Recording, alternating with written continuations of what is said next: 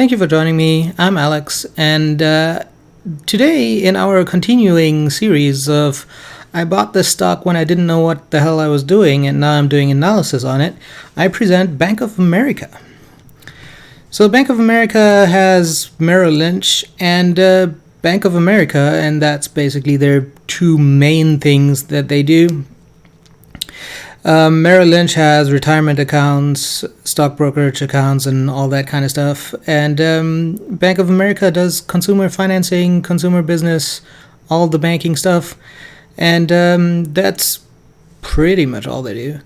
The price today is $26.47, with the stock market on Friday down 2.5 or 3%, depending on which index you're looking at. Minus 0.72% is actually not that terrible. I think it was just the whole market dragging down the company. Obviously, they're beating the market by almost 2% on that day, so clearly they're doing things right.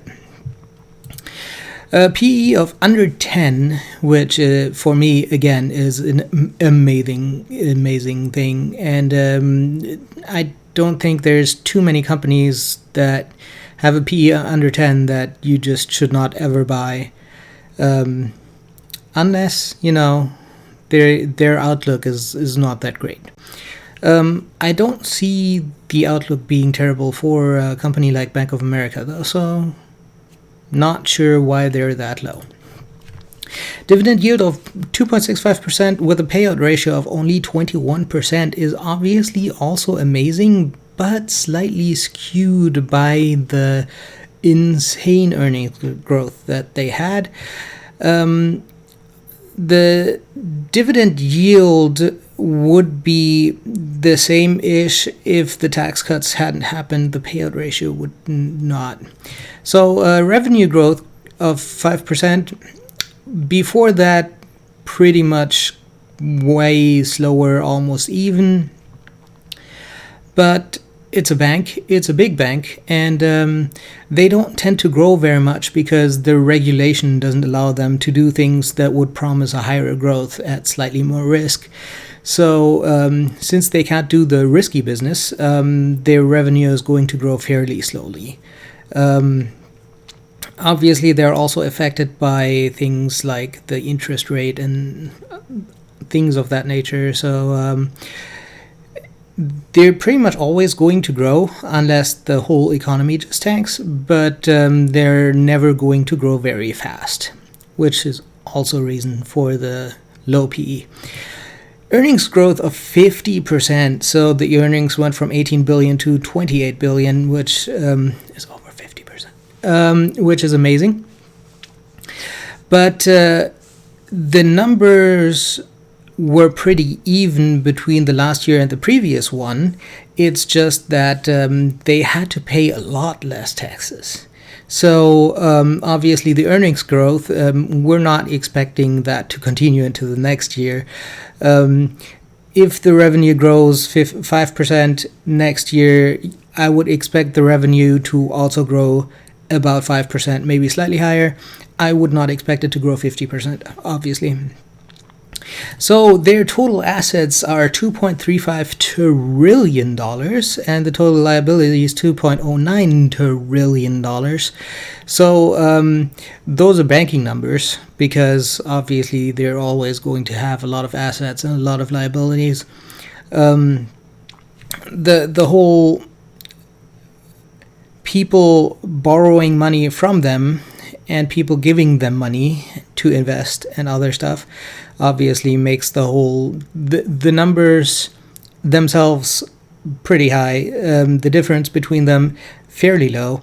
Now, obviously, net tangible assets of $174 billion is quite a bit. So, balance sheet obviously looking great. It's banking numbers. That's why they're high.